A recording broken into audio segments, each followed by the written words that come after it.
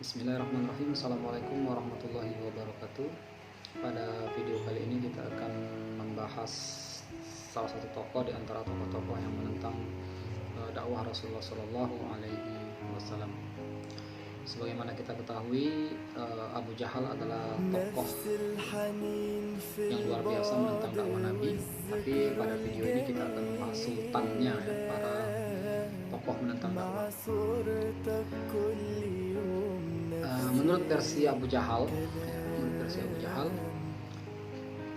salah satu kunci kemenangan dakwah Rasulullah SAW pada periode awal dakwah di Mekah, ya, itu adalah tokoh yang akan kita bahas pada kali ini. Karena Abu Jahal melihat potensi yang besar, ya, yang dimiliki oleh tokoh yang satu ini.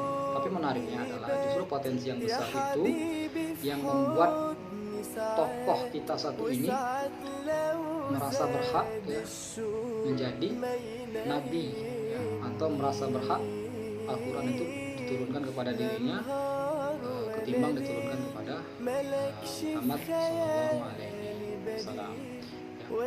Sebagaimana kita ketahui bahwa Rasulullah Sallallahu Alaihi Wasallam itu pernah berdoa kepada Allah Subhanahu Wa Taala untuk minta dimenangkan, ya, dakwah ini, untuk minta dipilihkan oleh Allah Subhanahu Wa Taala di antara dua tokoh, di antaranya yaitu Umar bin Hisham, yaitu Abu Jahal, kemudian yang kedua Umar bin Khattab. Kemudian Allah memilih Umar bin Khattab. Nah, dari sini kita bisa melihat bahwa Rasulullah Sallallahu Alaihi Wasallam melihat potensi, ya, di antara dua orang ini untuk membantu perkembangan dakwah. Nah, oleh karena itu Abu Jahal melihat potensi juga, ya, terhadap tokoh yang satu ini. Oleh karena itu Abu Jahal sangat khawatir jangan sampai, ya, orang ini, ya, pembesar Quraisy satu ini, ikut dalam barisan dakwah Nabi Muhammad Sallallahu Alaihi Wasallam.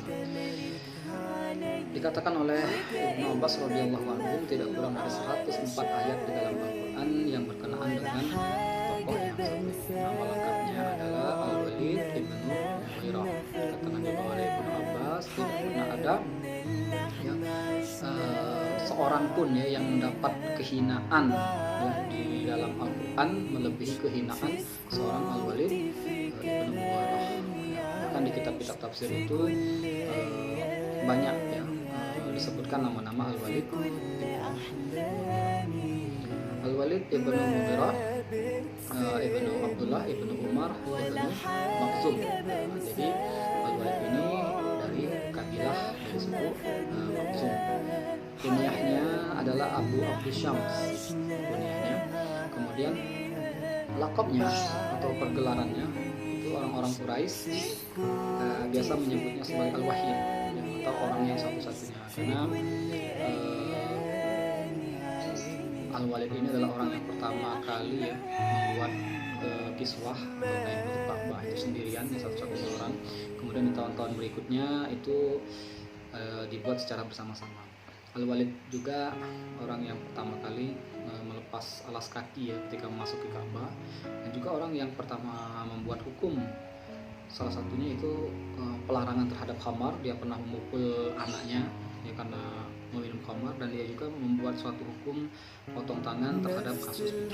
Jadi itu pergelaran sampai kepada puncak pergelarannya yang akhirnya membuat kesombongannya semakin menjadi-jadi, bahwa orang-orang Quraisy ini membuat sebuah penyetaraan.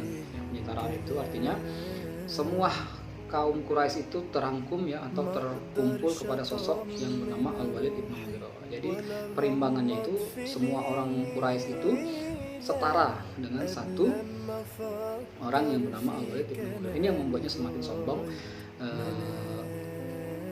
Yang tadi kita katakan bahkan yang berhak menjadi nabi itu kan, dan Ibnu Abbas juga menjelaskan bahwa sosok ini memiliki bisnis yang luar biasa, ya, properti, kemudian perdagangan, kemudian peternakan, rumah, persinggahannya di antara Mekah dan Thaif, itu memiliki namanya. Bahkan dikatakan dalam satu riwayat ketika kendaraan, ya, tunggangan dagangannya, ya, itu pulang dari Syam itu tidak bisa masuk dari satu pintu, ya, ke Mekah itu.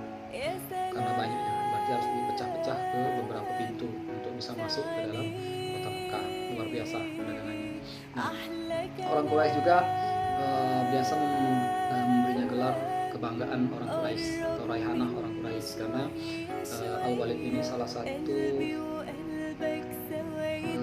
fashion trendsetter bukan dalam berpenampilan, tapi tidak banyak juga orang yang bisa mengikuti cara berpenampilan Al-Walid bin Mughirah. Jadi dia memiliki jubah yang besar, yang panjang, yang mewah. Oleh karena itu muncul hadis Rasulullah yang melarang ya umatnya itu untuk menjulurkan jubahnya karena bisa mengenal, yang sampai terjadi seperti Al-Walid. Tapi Al-Quran itu memberi pergelaran tersendiri terhadap Al-Walid. Al-Walid ini disebut sebagai orang yang ingkar, yang keras kepala, mengaku-ngaku nasab, orang yang menghalang-halangi pada kebaikan, orang yang menghalang-halangi kepada kebenaran. Jadi itu laqab atau pergelaran dari Al-Quran terhadap Al-Walid bin Mughirah. Nah, Al-Walid bin Mughirah adalah salah satu tokoh yang berperan pada saat renovasi Ka'bah pada masa sebelum 5 tahun sebelum nubuah atau sebelum diangkatnya Muhammad SAW sebagai Rasul. Ka'bah itu mengalami renovasi itu 3 kali ya. Yang pertama pada masa sebelum nubuah, 5 tahun sebelum nubuah. Kemudian yang kedua pada masa Abdullah bin Zubair. Ketika itu Makkah hancur ya, sebagiannya itu hancur terkena senjata dari pasukannya Al-Hajjaj bin Yusuf As-Saqafi dari Bani Umayyah. Kemudian yang ketiga itu direnovasi oleh Abdul Malik bin Marwan. Nah, pada masa generasi dinasti Abbasiyah, kepemimpinan Harun al-Rashid itu berniat ingin merubah Ka'bah kembali seperti bangunan yang dibuat oleh Abdullah bin Az-Zubair. Tapi oleh Imam Malik, ulama pada masa itu di Madinah mengatakan jangan sampai Ka'bah ini atau bangunan ini menjadi permainan raja-raja setelah dari Harun al-Rashid, ya diubah sesuka hatinya, sehingga dikhawatirkan kewibawaan bangunan ini menjadi jatuh di hadapan manusia, sehingga niat dari Harun al-Rashid itu dibatalkan. Nah, kembali lagi ke proses renovasi pada masa 5 tahun sebelum kenabian, ada kendala ya. Yang pertama itu pada proses renovasi Ka'bah yang terkena banjir ya pada masa itu, orang-orang di Mekah itu trauma ya, mengalami trauma ketika mereka menjadi pelaku sejarah, bagaimana mereka menyaksikan pasukan bergajah yang di bawah pimpinan Raja Abraha itu mendapat hukuman dari Allah Subhanahu wa taala karena ingin menghancurkan Ka'bah. Dan mereka khawatir ya, trauma, jangan mereka akan dihukum oleh Allah ketika mereka ingin mencoba meruntuhkan atau merobohkan bangunan Ka'bah. Tapi Al-Walid bin Mughirah mengatakan bahwa sungguhnya apa yang kita lakukan ini adalah sebuah kebaikan dan Allah tidak akan menghukum orang yang melakukan kebaikan. Tapi mereka tetap ragu ya, dan tidak mau melakukan pembongkaran. Dan Al-Walid menjadi pioner, orang yang pertama itu merobohkan sebagian dinding Ka'bah, dan tidak terjadi apa-apa dengan Khalid. Maka masyarakat pada saat itu turut membantu Al-Walid untuk merobohkan dinding Ka'bah. Kemudian yang kedua masalahnya adalah pendanaan untuk renovasi Ka'bah itu sendiri. Al-Walid ibnu Mughirah membuat sebuah peraturan bahwa dana atau perbendaharaan harta yang boleh masuk dalam proses renovasi Ka'bah ini adalah harta yang baik dan halal. Ya, menjadi permasalahan adalah pada masa itu tidak banyak orang-orang saudagar-saudagar Quraisy ya, Mekah pada umumnya itu melakukan sebuah bisnis yang secara legal. Jadi ada 3 yang dihalangi oleh Al-Walid itu, ada 3 kriteria ya, yang dikatakan Walid sebagai harta yang ilegal itu. Yang pertama adalah hasil riba, karena kebanyakan mayoritas kaum Quraisy pada masa itu berdagang secara riba. Kemudian yang kedua adalah bisnis perjudian ya, perjudian dan minuman keras. Kemudian yang ketiga adalah pelacuran. Nah, 3 bisnis ini yang dominan memberikan keuntungan yang besar bagi masyarakat pada masa itu. Bisa jadi pada era modern ini 3 bisnis ini ya, salah satu bisnis ya yang menghadirkan keuntungan yang besar ya dalam mengumpulkan harta. Nah, Walid melarang itu ya, melarang untuk menjaga kesucian bangunan Ka'bah itu sendiri. Kemudian yang ketiga, setelah bangunan Ka'bah ini jadi, selesai, mereka berbeda pendapat untuk menentukan siapa yang berhak meletakkan Hajar Aswad pada tempatnya, sampai ketegangan dari diskusi tersebut ya, sampai berujung ya kesiapan perang ya antara masing-masing kabilah untuk mempertahankan pendapat mereka untuk meletakkan Hajar Aswad. Nah, Abu Umayyah bin Mughirah, ibnu Mughirah, saudara dari Walid, itu menyarankan kepada tokoh-tokoh Quraisy pada saat itu bahwa permasalahan akan diselesaikan oleh, karena sudah deadlock ya, terkunci, diselesaikan oleh orang yang pertama kali masuk melewati pintu masjid ya, dan mereka sepakat karena sudah tidak ada lagi yang bisa disimpulkan ya, karena sudah deadlock. Mereka sepakat dan mereka menunggu secara was-was siapa orang yang akan melewati pintu masjid pertama kali. Dan ternyata orang yang melewati itu adalah Muhammad bin Abdullah. Dan melihat itu rasa was-was mereka serta mutahilan dan mengatakan kalau orang yang terpercaya ini yang memberikan keputusan, maka kami ridho dan kami taat. Ya. Nah, oleh itu Muhammad bin Abdullah itu memberi saran untuk membentangkan sebuah jubah ya. Jubah itu milik dari Al-Walid bin Mughirah, kebanggaannya orang Quraisy tadi, trendsetter tadi. Dan Hajar Aswad itu diletakkan di tengah-tengah dan masing-masing ujung itu dipegang oleh perwakilan dari kaum suku Quraisy ya, dari masing-masing kabilah. Di antara itu ada Uqbah, ada Al-As bin Wa'il ya, mewakili dan membawa Hajar Aswad itu, dan Muhammad SAW Rasulullah itu meletakkan Hajar Aswad kepada tempatnya. Nah, solusi ini ya memberi kepuasan ya kepada masing-masing kabilah. Dari situ, dari kejadian ini sebenarnya Al-Walid ibnu Mughirah itu sudah terkesan ya, dengan Muhammad ini. Nah, dari potensi ya, dari di awal tadi kita sampaikan potensi besar yang dimiliki oleh Walid ibnu Mughirah ini, diskusi dan dialog Rasulullah SAW itu cukup intens ya, terhadap Al-Walid ibnu Mughirah. Bahkan turunnya surat Abasa ya, adalah bagaimana Rasulullah SAW pada saat itu sedang berdiskusi ya dengan Walid bin Mughirah, sedang membacakan ayat-ayat Al-Quran kepada Walid bin Mughirah.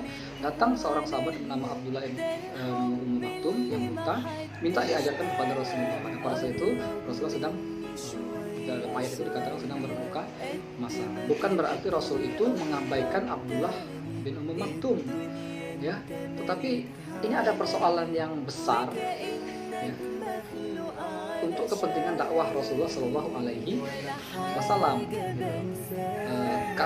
Dan Ummi Maktum juga ya, Ibnu Ummi Maktum juga tidak menyadari itu karena beliau seorang yang buta, dan Allah Subhanahu Wa Taala mengingatkan ya, dan kita bisa melihat hasilnya. Ternyata Al-Walid justru tidak menerima dakwah itu karena kesombongannya, sedangkan Abdullah bin Maktum ini yang boleh dikatakan status sosialnya jauh di bawah Al-Walid justru menerima dakwah Nabi Muhammad SAW.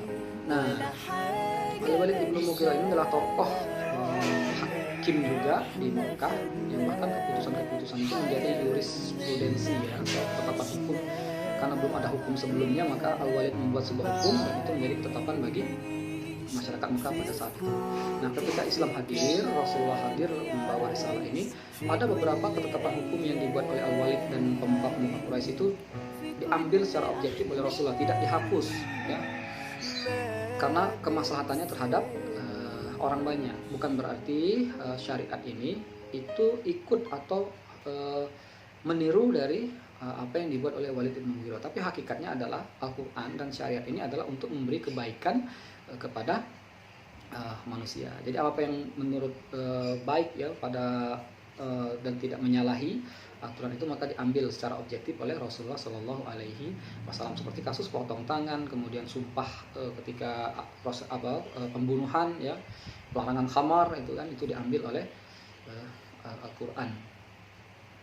Nah, Al-Walid ibnu Mughirah ini adalah tokoh menjadi rujukan dalam proses penentangan dakwah Rasulullah Shallallahu Alaihi Wasallam. Ya, sebagaimana kita tahu, Al-Walid ini adalah salah satu pemimpin pemuka di Darun Nadwah, tempat kaum Quraisy musyrik itu melakukan rapat paripurna dalam menentukan sikap.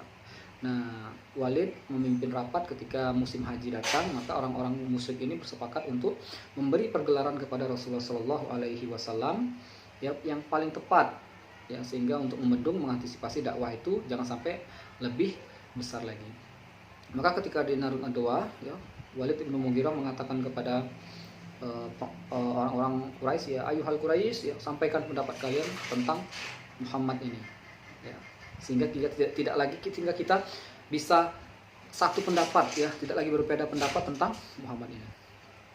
Ini menariknya, ternyata sebenarnya Al-Walid ibn Mughirah itu sudah punya kesimpulan tersendiri terhadap Muhammad, yang terhadap Rasulullah Sallallahu Alaihi Wasallam. Maka dia lemparkan umpan kepada pemuka Quraisynya, silakan, ya, pendapat kalian seperti apa, ya. Dan orang mengatakan, wahai Abdus Syam, menurutmu pendapatmu apa? Ya, tapi Al-Walid tidak mau mengatakannya.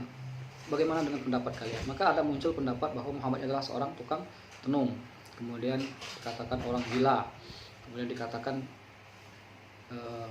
nyair, kemudian dikatakan penyihir, ya. Dan Al-Walid ibn Mughirah hanya mendengarkan, ya. Kemudian Al-Walid ibn Mughirah sendiri yang membantah pendapat dari pemuka-pemuka Quraisy itu, ya. Jadi Muhammad ini tidak pernah melakukan tindakan-tindakan yang bisa menyebutnya sebagai orang gila, ya. Tidak bisa menyebutkan sebagai seorang penyair, karena kata Al-Walid bin Mughirah, sesungguhnya aku ini adalah orang yang ahli syair, ya. Bahkan bangsa jin pun tidak bisa, karena sombongnya bangsa jin pun tidak bisa menandingi, ya, syair yang dibuat oleh Al-Walid ibn Mughirah. Dan dia bisa simpulkan pada saat itu adalah, sesungguhnya apapun yang kalian katakan tentang Al-Quran, maka sesungguhnya semakin kelihatan bahwa yang kita katakan atau yang kalian katakan terhadap Al-Quran itu adalah sebuah kalimat yang batil. Ini kesimpulan dari Al-Walid ibn Mughirah. Sungguhnya Al-Quran ini adalah membawa kenikmatan dan ketenangan, ya. Bagian atasnya itu menyuruhkan buah, kemudian di bagian bawahnya itu yang mengandung kesuburan.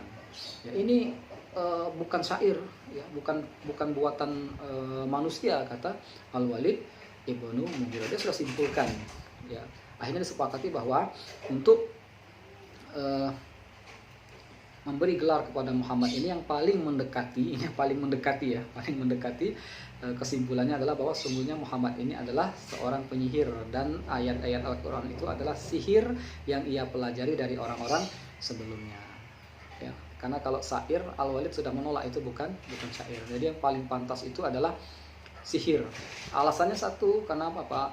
Dengan ayat Al-Quran itu, dengan kehadiran Muhammad ini, maka orang berpisah, antara suami dan istri berpisah karena sihir ini, kemudian anak berpisah dari bapaknya, kemudian tuan atau budak melawan dengan tuannya, semua dicerai-beraikan oleh Muhammad ini karena sihirnya.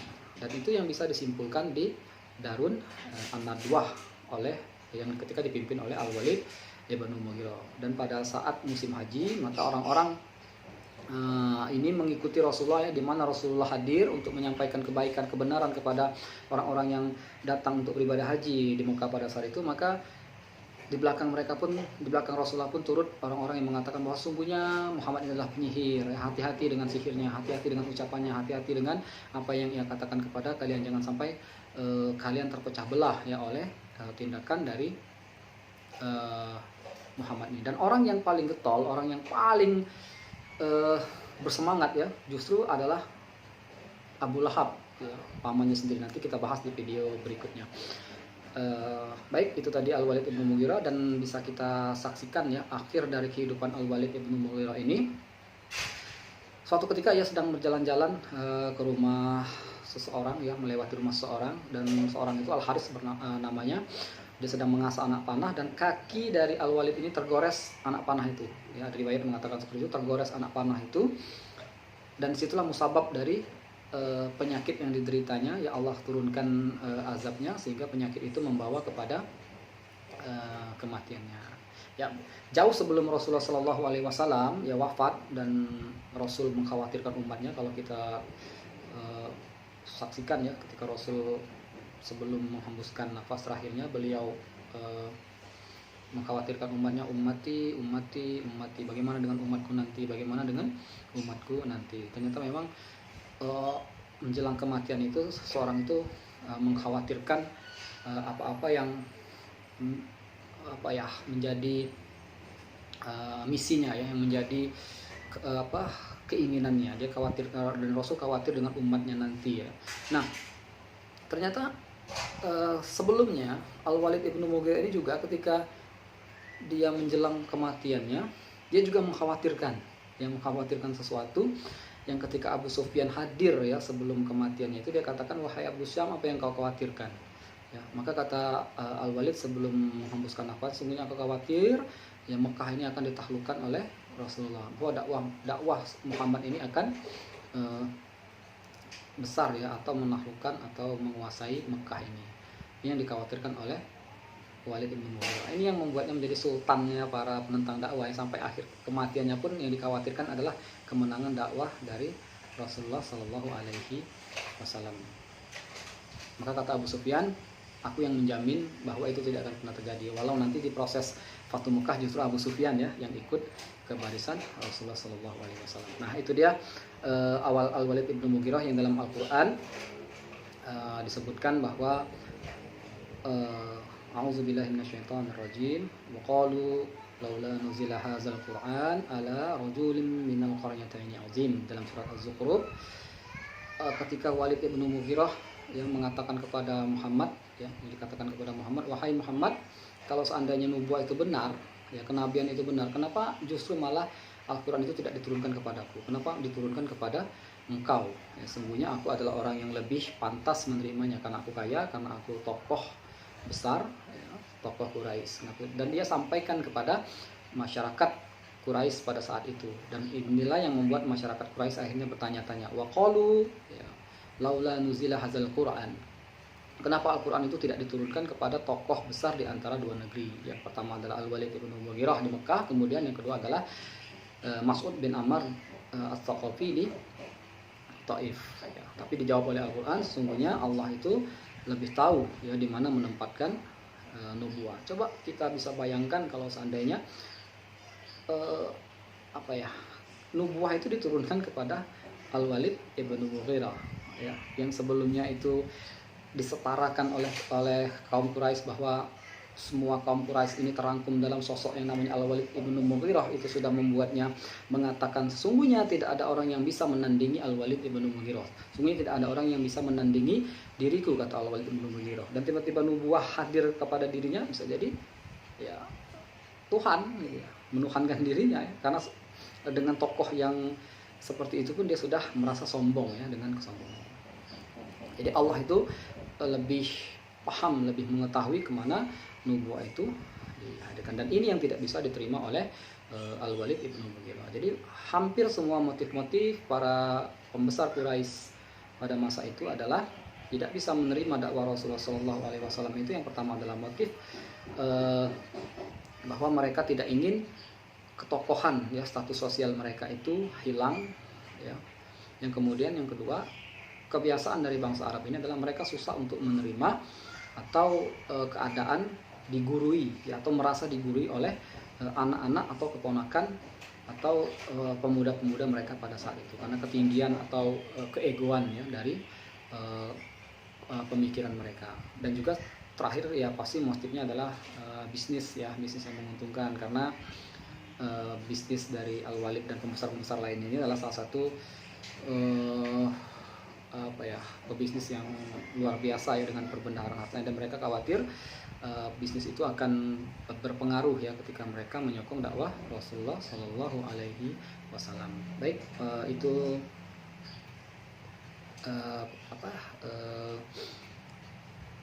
pembahasan tentang Al-Walid bin Mughirah ya, yang saya pribadi menyebutnya sultannya ya, karena kita lihat sejarahnya itu luar biasa ya. Pemimpin kaum Quraisy yang flamboyan, yang bahkan menjadi rujukan ya kaum Quraisy musyrik ya untuk melakukan penyerangan terhadap Rasulullah Shallallahu Alaihi Wasallam. Ya, kita ketemu lagi di video selanjutnya ya untuk membahas atau menceritakan tentang tokoh-tokoh penentang dakwah Rasulullah Shallallahu Alaihi Wasallam.